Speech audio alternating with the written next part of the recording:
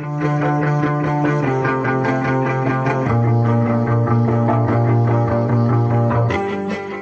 4.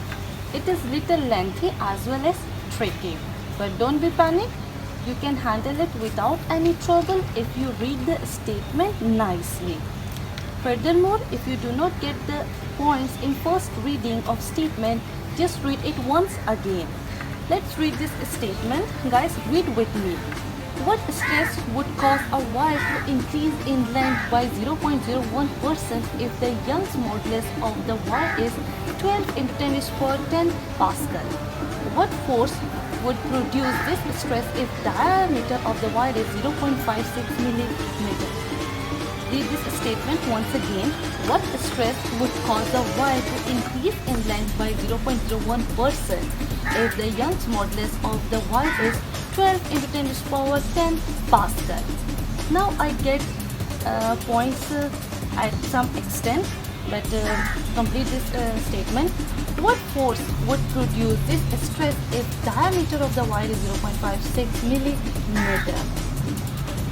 When I find the data from this statement, percentage elongation is 0.01%, or I can say strain is equal to epsilon delta L divided by L, 0.01 multiplied with 1 divided by 100. Guys, I know that this percent is equal to 1 divided by 100. After calculation, strain is equal to 10 raised to power minus 4. It means I derive that value from this data. Furthermore, Young's modulus is equal to 12 10 to the power 10 Pascal. This is straightforward, and diameter is also straight, 0.56 millimeter or 0.56 into 10 to the power minus 3 meter. Well, after reading this statement, my unknown data are stress, sigma and force. Formulas are sigma is equal to y multiplied with epsilon and F is equal to sigma multiplied. Guys, I told you Young's modulus is equal to stress divided by strain. Stress is represented with sigma and strain is represented with epsilon. Arrange this expression. Y multiplied with epsilon is equal to sigma. So that is proof of first. Sigma is equal to y multiplied with epsilon. Y is equal to 12 multiplied with 10 to the power 10 and epsilon is equal to 10 to the power minus 4. After simplification, I get 1.2 into 10 raised to the power 7 Pascal. So that is answer of sigma. I don't have area in here, but I know that area of wire is equal to pi r square. And half of diameter is radius, so A is equal to pi d divided by 2 whole square.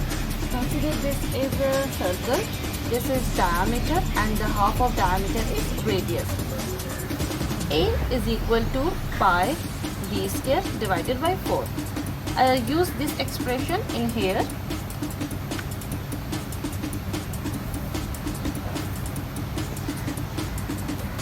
F is equal to sigma multiplied with pi d square divided by 4. Let's put values in here. F is equal to sigma 1.2 into 10 raised to the power 7. I used the answer of this part in here. Multiply with pi. Pi is 3.14. Multiply with d square, which is 0.56 into 10 raised to the power minus 3 whole square divided by 4. After simplification, I get 2.96 Newton. So that is the value of force.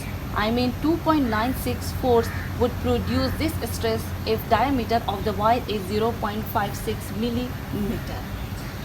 Let's move to last problem.